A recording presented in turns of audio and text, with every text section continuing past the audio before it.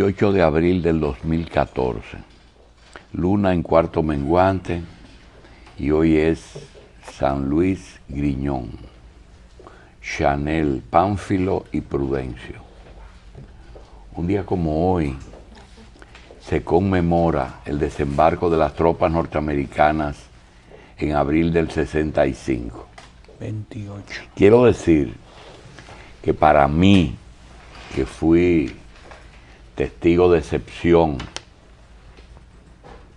no de excepción, habíamos muchos testigos de excepción, pero fuimos testigos del desembarco, y yo tengo la percepción de que ese día fue que se anunció el desembarco. Sin embargo, nosotros vimos el boxer parado frente a lo que es hoy la feria ganadera en las aguas del Caribe, parado desde la noche del 27. No sabemos cuál fue el mecanismo mediante el cual ese equipo pesado llegó tan rápido a costas dominicanas. Solamente que estuviera en Mayagüez, en Aguadilla, se justificaría su llegada tan rápida a aguas dominicanas. Desde ahí se evacuaban los ciudadanos de origen norteamericano que se llevaban desde el antiguo campos de golf del Hotel Embajador hacia el portaaviones Boxer. Hoy se conmemora la llegada de las fuerzas de ocupación de el 1965. Todavía existe la interrogante: ¿quién le solicitó a Estados Unidos la intervención? ¿Y cuál fue la verdadera razón por la que Estados Unidos logró ese día colocar en territorio de Santo Domingo 44,000 tropas? Bien, señores, un día como hoy, 44,000 marines invaden República Dominicana mientras tropas ¿Y todavía usted cree que los Estados Unidos necesitan que alguien los llame para que No, venga? yo no creo nada, yo estoy diciendo lo que se dijo. Yo sé perfectamente porque yo conozco. Lo que pasa es que esas son percepciones. Llegaron porque entendían que aquí podía reproducirse un movimiento parecido al de Cuba, cuando se organizaron los comandos constitucionalistas. Se confirmó que la mayoría de esos comandos armados tenían su origen en partidos de izquierda, a pesar de que habían socialcristianos y PRDistas, básicamente, y con una peligrosidad que la bandera que enarbolaron fue la de la constitucionalidad. Por tanto, ahí no había. Además, se dijo también que los principales dirigentes de izquierda dominicanos estaban ahí y que el Che Guevara estaba en República Dominicana. Suficiente para ellos desembarcar no 44, sino 88. Un día como hoy nacieron Tony Raful, poeta, abogado, dirigente PRDista y Premio Nacional de Literatura 2014. Rocco Nicolás Capano Santoni, Ronnie Capano está de cumpleaños. Osiris Salvador Dulquera Cano, baloncelista. Heriberto Francisco Pablo de Castro y Sánchez, Heriberto de Castro. Iván Tobar, Luis Rafael Rodríguez Pallero, Venecia Carrasco, y en el día de ayer cumplió años un amigo querido, nacido en El Cercado hace 84 años, el señor Sucre Ramírez González. Sucre Ramírez. Bueno, ese es un cercadense. Estamos en el día 620 del gobierno de Danilo Medina. Nosotros tenemos un programa en que le vamos a contar que este programa de hoy lo que trata es de llevarle a ustedes una serie de temas que se fueron quedando durante toda esta semana y que no se trataron por falta de tiempo. Lo vamos a hacer a modo de popurrí, ya que son muchos temas, ocurrieron muchas cosas y hay muchas expectativas. El pensamiento de hoy, uno de los pensamientos de hoy me lo proporcionó un sacerdote, amigo del padre Thompson, el padre Santana Marcano, es capellán de las Fuerzas Armadas Dominicanas, y me dice el amigo Santana Marcano que el padre Thompson, el padre Robles Toledano, decía que los amigos no tienen defectos, y si los tienen, son imperfecciones de sus virtudes. Eso está bien, ¿verdad? Otro pensamiento, más que un pensamiento, un consejo. Si usted tiene un amigo querido y usted comienza a ver cuando usted visita a su amigo que la mujer no lo trata bien, las cosas no andan bien con ese amigo. Lo que pasa es que es la mujer la que le corta los ojos a usted. Revise esa relación. Bien,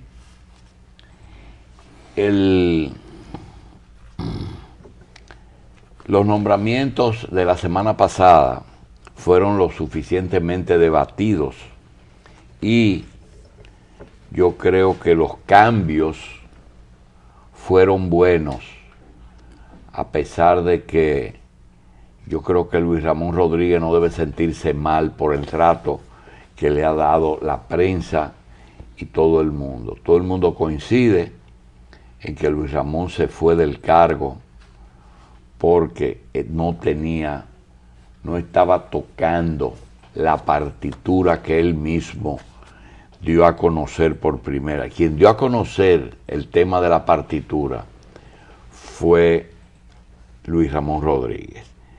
De manera que lo que hay que hacer ahora, el señor Carlos Segura, que es el administrador del Banco Agrícola, ese señor tan pronto tome posesión, que es en el día de hoy, inmediatamente comienza a trabajar porque él fue administrador del Banco Agrícola. El señor Ángel Esteve es un hombre que está más cerca de Danilo y posiblemente esté más conectado con lo que quiere el presidente, ya que el presidente es un hombre de hacer un plan a corto plazo. Quería decirle dos cosas. Lo primero es que la situación de este gobierno, es un gobierno que yo lo califico de transición. En los últimos años es el único gobierno que ha manifestado que no se quiere quedar, a pesar de que aparecen muchas solicitudes de reelección. El presidente Medina pues sigue con su popularidad debido básicamente a su accionar y a que no se va a quedar. Pero cuando usted dice de transición... ¿Cómo? Cuando usted dice de transición, ¿hacia dónde? Transición hacia un cambio entre lo que estaba y lo que viene. Yo creo que los dominicanos debemos comprometernos con la gestión de este gobierno, no porque este gobierno le pueda dar algo, y de eso uno también quisiera hablar, sino que hay que darle la oportunidad al país de los defectos que realmente ocurrieron en todas las administraciones pasadas, se puedan corregir, porque la mayoría estuvo basado en el continuismo. Y yo creo que Danilo se puede gastar el lujo de variar muchísimas cosas como lo ha estado haciendo, sin mucha estridencia. Miren, nosotros tuvimos la oportunidad de asistir a un acto privado del presidente Fernández y de su esposa, la vicepresidenta de la República. Fue un acto en el ex convento de los dominicos el sábado pasado. Dentro del grupo de 50 jóvenes niños que llevaron a cabo su primera comunión, el matrimonio Fernández Cedeño, como es natural, asistió al bautizo, a la primera comunión de la niña de ambos. ¿Qué yo vi que me llamó la atención? Me llama la atención que el expresidente de la República sigue comportándose como si fuera presidente. Lo fue en la campaña, lo fue durante el ejercicio de su mandato y todavía fuera del poder se comporta como tal. Totalmente diferente a Hipólito Mejía. Hipólito Mejía fue candidato a la presidencia de la República en el 2000. Fue presidente de la República y nunca dejó, siendo presidente, no dejó de ser candidato. Actuaba como un candidato, no como un presidente. Y hoy, naturalmente, sigue comportándose como un candidato presidencial. En el caso de Danilo, hay que hacerlo que fue un candidato y ahora es un presidente. Es decir, no se pierde en su ubicación. Fue candidato y hizo y dijo lo que tenía que hacer un candidato. Ahora está haciendo y diciendo lo que tiene que hacer y decir un presidente de la República. Yo creo que los dominicanos que tenemos alguna esperanza de que las cosas enderecen, no que se arreglen, porque nunca se arreglarán, pero que se enderecen un poco, deben ofrecerle todo el apoyo posible a la actual gestión, sobre todo lo del presidente. Sus mismos funcionarios tienen que entender que esta es una oportunidad que tenemos que darnos los dominicanos.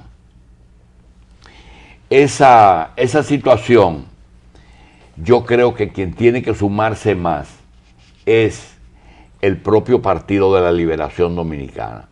Decía Machi, ¿por qué es una transición? Y yo le voy a contestar, ¿cómo vamos a recordar al Partido de la Liberación Dominicana? La era del PLD, ¿cómo la vamos a recordar? Bien, mal, regular, ¿por qué se va a caracterizar? Nosotros hemos tenido eras, épocas, a veces largas, a veces cortas, pero que incidieron en la vida de nosotros. Santana, Báez, Lilí, la ocupación americana, Trujillo, Consejo de Estado y Triunvirato. Fueron 2 años que pesaron mucho. Intervención, esto que hoy recordamos, la segunda intervención en un siglo de Estados Unidos en República Dominicana. Eso tuvo una importancia trascendental. Balaguer, los 12 años, la era del PRD, 2 periodos constitucionales, Guzmán, Salvador, la vuelta de Balaguer y la era del PLD. Cada uno tenía una condición. Nosotros decíamos que tuvimos la oportunidad de ver a Leonel en un acto privado en el ex convento de los dominicos. El presidente fue, ahí está, con su esposa, así, escuchando al sacerdote y en el acto de primera comunión de su niña, la niña de ambos. ¿Qué me llamó la atención?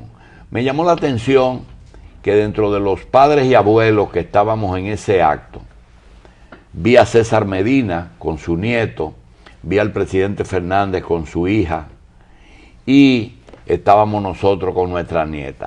Es interesante ver, y todo el mundo sabe, que esa clase media y media alta que estaba en esa iglesia, es muy dada a acercarse a aquellas personas que son opción de poder. Sin embargo, con excepción de César Medina, no vimos personas que corrieron detrás del saludo del presidente Fernández. Leonel, que es muy inteligente y que conoce de política más que todos nosotros, porque un hombre no gana 3 campañas por gusto, sabe muy bien que él tiene que pesar eso. Además, el poder es una escuela. El poder es una escuela. Sí, lo que sabía más lo que aprendió, ¿verdad? Pero, Machi, lo que me llama la atención es que la gente se vuelve loca cuando ve un candidato, loco por ir a dar la mano. Sin embargo, fuera de él, que fue donde César, se devolvió para saludar a César, no vi mucha gente correr detrás de Leonel. ¿Qué pasó? Lo que pasó fue que, a pesar de que no era un acto político, era un acto personal, inclusive se fue por una puerta lateral para evitar ese tema. El presidente Fernández no va a ir a unas elecciones si él no ve unos números que lo dan ganador. La suerte es, abundando sobre algunas cosas que nos dicen de por qué decimos que va a ganar, y es muy sencillo, va a ganar por forfeit. Va a ganar porque no tiene ni va a tener una oposición que pueda reunir los votos para ganarle. Hoy aparece una encuesta del PRD. Esa encuesta lo que divide el PRD en 4 pedazos. Y mientras más se divide ese partido, más posibilidad tiene Leonel Fernández de volver al poder. Sobre todo que no hay posibilidad de que el amigo Danilo Medina siga. ¿Cómo vamos a recordar al PLD? Eso es interesante porque con el discurso que tenía Bosch en el 73 cuando fundó el partido, nunca hubiera llegado. Era necesario cambiar, nosotros lo entendemos, que ellos tenían que transigir y lo hicieron, tanto que aceptaron ir con el apoyo de Balaguer, y nadie tiene duda de que esa segunda vuelta, con la suma de esas 2 fuerzas, fue la que produjo el primer triunfo del PLD. Todo el mundo sabe que en el PLD pasaron 2 cosas. Leonel tomó el partido, pasaron a retiro todos los viejos y él colocó a todo el partido en el poder. El comesolismo no es un invento, fue una realidad. Primero nosotros y después lo otro. Comité político, comité central, esas personas tienen asegurada poder. No tiene ninguna duda nadie de que los miembros de esas 2 organizaciones del PLD tienen garantizado poder y fortuna de por vida. Todo el mundo sabe que ese poder está dividido en 2 polos, 2 polos positivos, Leonel Fernández y Danilo Medina. Por eso resulta difícil aceptar que ellos van a compartir y a crear una tercera fuerza. No es verdad. El poder ni se presta, ni se alquila, ni se vende, ni se regala. No es posible. Por eso es que ustedes ven que son los mismos funcionarios que estaban en el pasado, excepto el equipo de cada uno. Cada uno tenía su equipo de trabajo o el equipo que tenía el pensamiento del candidato o del presidente. En el caso de Leonel, el equipo de los negocios, y en el caso de Danilo, el equipo de las partituras. Ese partido creó los militares PLDistas. Todo el mundo lo sabe que hay militares PLDistas.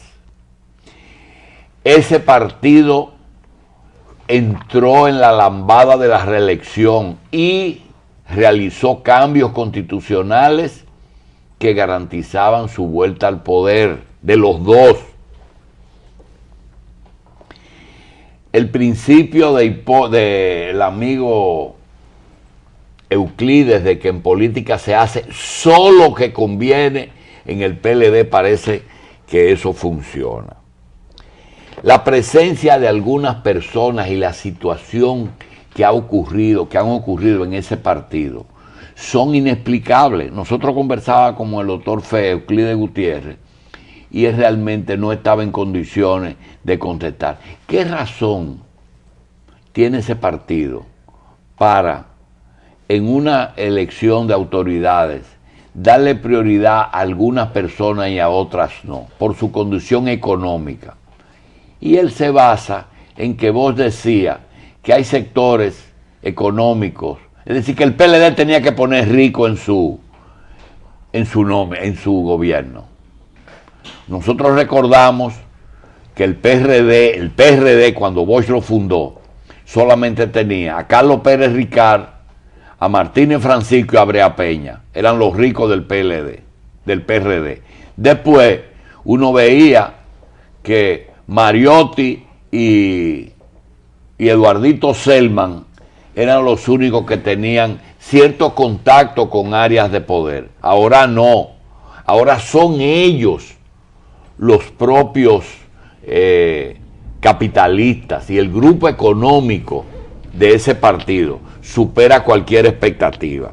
Cuando usted ve, por ejemplo, un Félix Bautista, un Víctor Díaz, un Luis Manuel Bonetti, tiene que coincidir con que esa gente tienen necesariamente un grupo que no sabe de dónde sale. Cuchita Grullón, ¿de dónde sale? Mientras a Nubia no la ponen? Sencillamente un sector de poder que ellos deciden ingresar al partido. Las mujeres del PLD, ¿por qué, si la mujer es mayoría en este país, por qué ese partido no le da prioridad a más mujeres? Nadie sabe.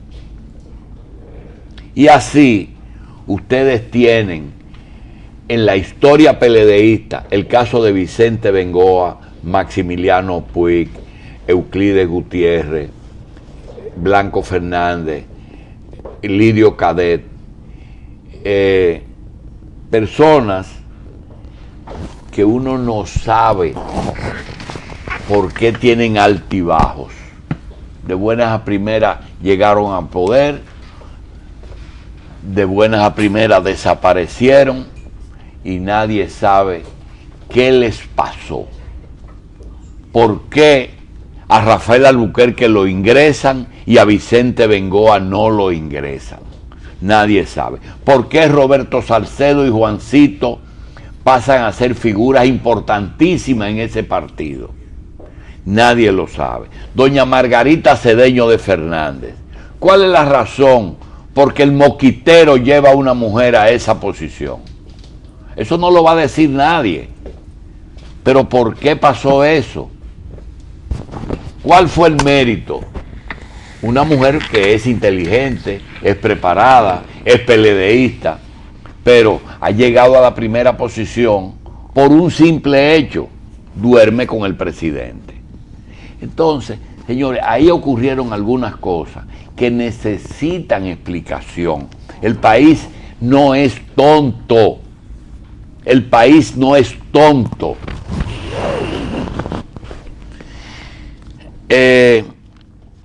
Ese PLD que creó un estilo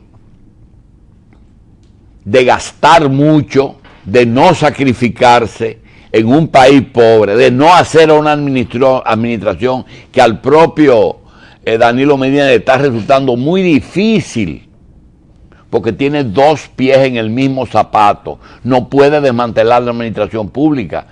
Incluso su propia gente no la ha podido colocar 100%. Donde hay corrupción en compras, en adjudicación, las hubo y las hay. Donde un funcionario ya no se trata de que gana 100,000 pesos si es del comité central o del comité político, sino que tiene vehículos. Todo el mundo sabe lo que es un vehículo aquí y cuánto cuesta y qué marca los compran ellos. Lo que es un combustible, cuánto cuesta echarle combustible diario a un vehículo. Una dieta, una beca para sus hijos, los viajes, lo tienen todo asegurado en la vida, la educación, el seguro de salud, su seguridad personal, el servicio doméstico de la oficina y de su casa, con una serie de gastos que se han inventado, como son las memorias en ediciones de lujo de cada departamento del Estado, gastando miles de millones de pesos dominicanos en los 8 años. Recepcionistas por doquier, protocolos en todas las oficinas, oficina de información pública que no dan información pública, secretaria 1 y 2, cristales por doquier, muebles de lujo, verjas perimetrales, parqueos de lujo. No hablemos de otras cosas desagradables. Monopolio de poder de un partido. Eliminación de la oposición. Señores, el problema que tiene ahora mismo el presidente de la República, de la cantidad de PRDistas y de la oposición que están buscando a ver si ellos entran en el gobierno. Todo el mundo se quiere vender de la oposición, salvo algunas excepciones. Y los que no lo hacen están trabajando en esa dirección. Porque ¿qué sentido tiene que haya una división en el PRD, sabiendo el PRD que uniéndose consigue el poder? Porque la gente quiere un cambio. No hay ninguna razón. Hipólito Mejía, Guido y Miguel Vargas, lo único que desean es la vuelta de Miguel al poder. Ellos no quieren otra cosa, porque les está yendo bien.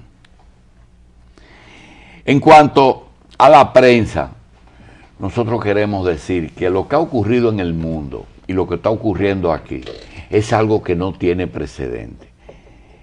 Esto aquí es lo que nosotros decimos, bajo ninguna forma está sometido a la verdad. Lo decimos nosotros.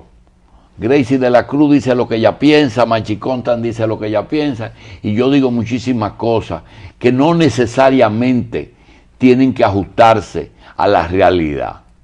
Sencillamente es lo que uno cree. Ahora, cuando tú coges una prensa internacional en la que hay un solo hombre en el mundo que controla más del 60% de la información mundial, el señor Murdoch, más del 60%, donde ningún medio en el mundo puede conseguir una acreditación para cubrir una fuente porque no califica si no pertenece a los grandes poderes en el mundo. Después del escándalo de la prensa digital que ocurrió con el señor Assange y con el señor Snowden, y lo que apareció ahí, y esas personas son delincuentes buscados para juzgarlos porque hicieron su trabajo, consiguieron la información que no le dieron como pudieron. Los otros pueden hacer bellaquerías que no se sepan en contra de la humanidad, pero ellos no pueden hacer bellaquerías para averiguar la verdad. Y son dos delincuentes prófugos, proscritos, que lo andan buscando. Y con el peligro, pueden ser hasta condenados a muerte en eso, por traición a la patria. Cuando uno ve eso, y coge la prensa dominicana, hoy por ejemplo, en la prensa dominicana, una de las herencias que nos deja Leonel Fernández, nuestros principales directores de medios de comunicación, producto de nuestras escuelas de prensa. ¿Cuáles son nuestras escuelas de periodismo en República Dominicana? La primera fue el Instituto de Periodismo de Pitaluga, en El Conde. Producía un técnico. La Universidad Autónoma de Santo Domingo, que tenía como materia una sola cosa, que el malo era Joaquín Balaguer. Eso era lo que le enseñaban a los periodistas en todos los años en la UAS. La UCE, que le daba cabido a aquellas personas que no tenían cómo cubrir sus estudios, el Caribe y el Listín. Así se formaron nuestros periodistas.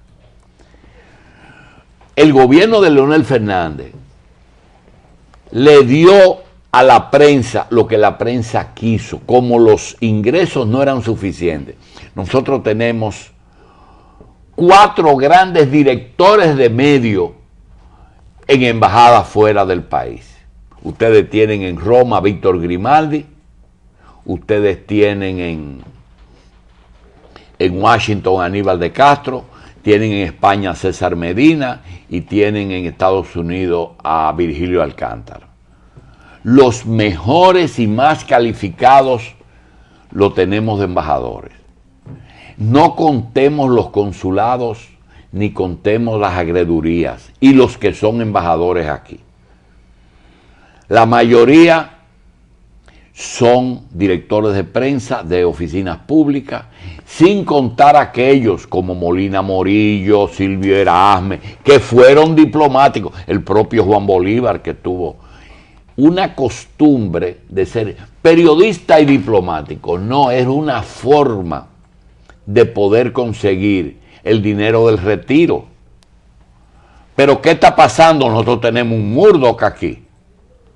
¿O ustedes no saben que aquí todos los medios, no un 60, no, posiblemente un 90%, y hay 2 medios que no hay la percepción de que ya pasaron a manos del Murdoch dominicano? Diario Libre, por vía de un matrimonio, si es cierto que no es administrado por ese mismo grupo, es cierto que ya los intereses son los mismos. Porque es muy sencillo. Cuando desaparezca Pepín y Arturo, ¿de quiénes son los medios? De sus hijos, y se acabó el juego. Ustedes están creyendo en el lío del fantasma del Canal 7. Todo el mundo sabe quién es el socio del fantasma, el mexicano. Todo el mundo sabe quién es. Hoy, por ejemplo, aparece el Caribe, que en una forma hasta valiente se atreve a decir que en las escuelas han puesto como requisito que solamente se usen 2 pinturas. Y aparece una información de primerísima en la primera página. Es un pleito de competencia. Esa es la competencia. Porque debieron poner y pinturas Tucán. Pusieron tropical y popular en las especificaciones de los concursos. No pusieron Tucán. Eso es todo. Lo mismo que está pasando en Diario Libre entre la Superintendencia de Seguros y el periódico. Señores, una de las cosas que nosotros queremos decir, esos medios tienen que tener mucho cuidado cuando sus intereses se enfrenten al gobierno o se enfrenten entre sí. Mire, ese es el fantasma que fue con José Miguelito a aclarar el asunto al Congreso. Ese señor tiene más de 25 años que es socio de Pepín. Él fue que compró el 7, pero todo el mundo sabe quién es su socio aquí, Ángel González. Entonces, la historia es, aquí miren, los votos lo hace ese grupo, las memorias de los PLDistas lo hace ese grupo. Oigan bien, los premios de literatura los da ese grupo, la pintura tiene que ser de ese grupo. Entonces ya no es subsidiando los medios, ya es que esos medios son rentables. Y no es malo, ¿eh? No es malo. Tener una buena editora y una buena pintura es bueno, pero lo que no es bueno es que sea una sola. Que no se pase. ¿Cuál es mi temor? Yo no tengo ningún temor mientras Corripio esté dirigiendo su empresa. El problema es cuando lleguen los sucesores. ¿Qué será de ustedes cuando nosotros nos veamos, cuando nosotros nos partamos de esta tierra? ¿Qué va a ser de ustedes cuando esos muchachos que solamente entienden una sola cosa, cojan esos medios y cojan este país? ¿Qué va a ser de ustedes? Yo le quiero desear a ustedes y a mis nietos mucha suerte. ¿Verdad? Yo trabajo con 2 editores retirados. ¿Tú sabes lo que es eso? Con 2. ¿Con 2? 2 editores retirados. Bueno, ¿qué vamos a hacer? Habrá más retirados, pero hay unas imprentas muy buenas en el país. Hay libreros muy buenos en el país, pero están en el tren de la Navidad. ¿Verdad? ¿Qué es el tren de la Navidad? Lo que... creo que los Estados Unidos de América, en su campaña para resolver el problema haitiano y su filial aquí en República Dominicana, sus representantes de participación ciudadana, deberían ser más comprensibles con el Partido de la Liberación Dominicana. El PLD, primero con Leonel y ahora con Danilo, y el propio doctor Milton Ray Guevara, le han ido concediendo y otorgando muchísimas concesiones que ningún otro país se lo da a los emigrantes. Y ellos no entienden que ese es un proceso, tienen que darle tiempo a ese gobierno que ya en la era del PRD, de PLD, ha permitido 2 cosas: una llegada masiva de ciudadanos haitianos a República Dominicana y a un trato que el propio presidente en Cuba lo dijo: 1 millón de ilegales que no son molestados por las autoridades. Se le ha colocado en una posición que nadie le da ese trato en ninguna parte del mundo. Y siguen presionando, que le den tiempo, que le van a hacer la integración sin ningún tipo de problema. Por ejemplo, ayer ocurrieron 2 cosas. Una persona que tiene que ver con nosotros regresó del hospital de Dajabón. Y el periodista Juan Bolívar Díaz, líder y jefe de Participación Ciudadana, escribió un artículo que decía: ¿y tu abuela dónde está? Yo creo que aquí hay 2 expresiones muy castizas y muy populares, que son: todo el mundo tiene el negro detrás de la oreja, y tu abuela dónde está, que posiblemente sea haitiana. Yo le quiero narrar a mi amigo Juan Bolívar en dónde está su abuela por un hecho que ocurrió en Dajabón. El día viernes, una persona de la revista asistió al hospital de Dajabón, el Hospital de Salud Pública. En ese hospital, una señora haitiana fue llevada por 4 familiares haitianos al hospital con un desprendimiento de placenta. No es lo mismo placenta previa que desprendimiento de placenta. Un desprendimiento de placenta tiene mucho sangrado y generalmente lo primero que hay que hacer es transfundirle sangre. Le pidieron a los acompañantes tipificarlo, y de los 4, 3 calificaron como posibles donantes.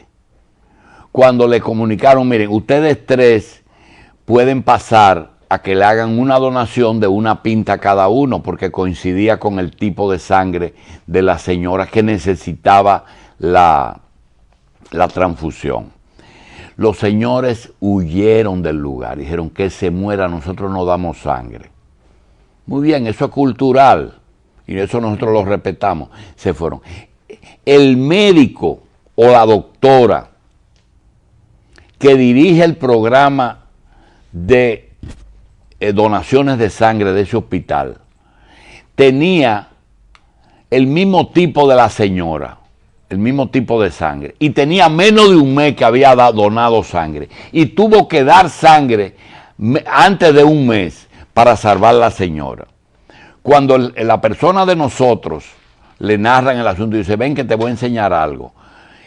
En el hospital, de 20 personas que tenían un bajante recibiendo sangre, las 20 personas son haitianas.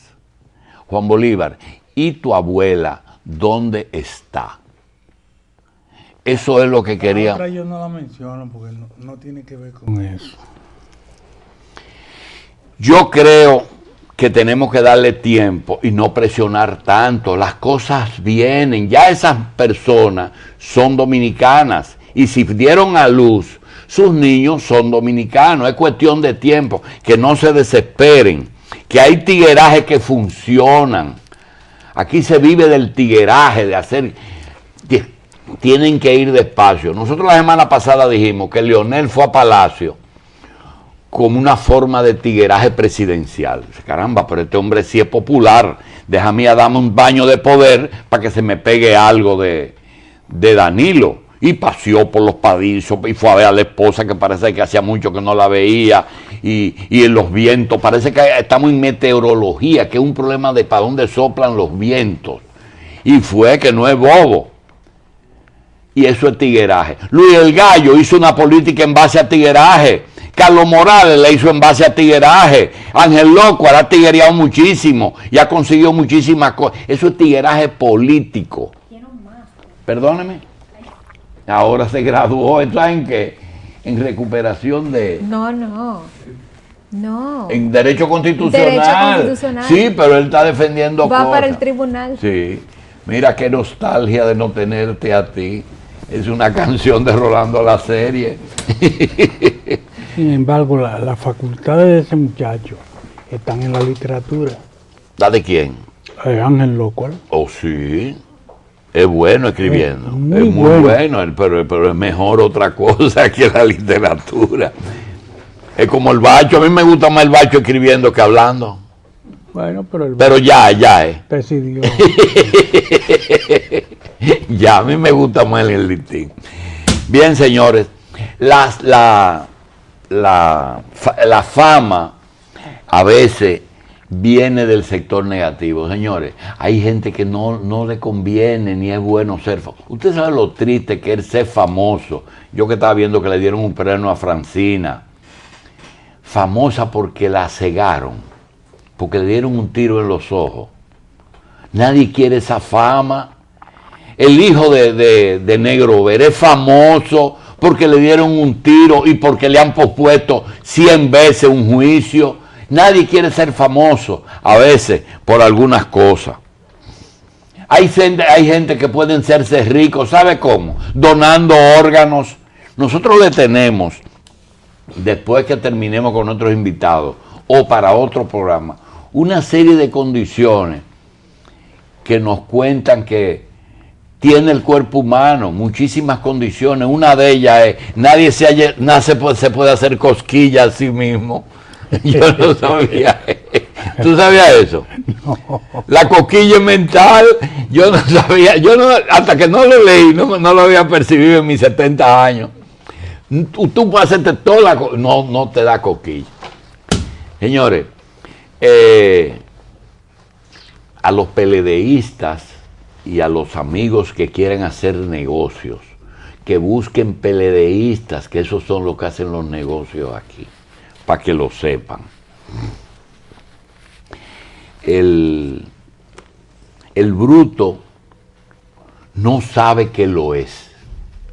Es un mensajito para alguien. Y lo peor es cuando ese bruto, que no sabe que es bruto, tiene iniciativa. Eso es desastroso. Un bruto con iniciativa, o si se desespera, no hay quien lo salve. A él y a los que tienen que ver con él.